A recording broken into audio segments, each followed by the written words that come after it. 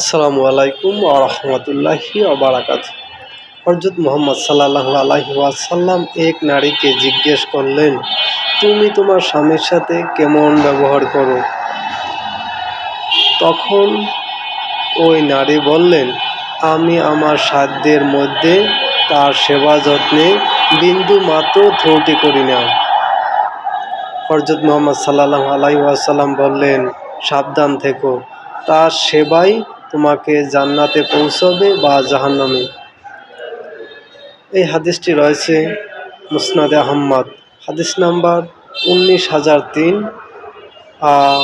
মুস্তাদরাক হাদিস নং 2818। আসসালামু আলাইকুম ওয়া রাহমাতুল্লাহি ওয়া বারাকাতুহু। আমাদের চ্যানেলের ভিডিওগুলো যদি আপনাদের ভালো লাগে তাহলে লাইক, কমেন্ট অ্যান্ড শেয়ার করবেন।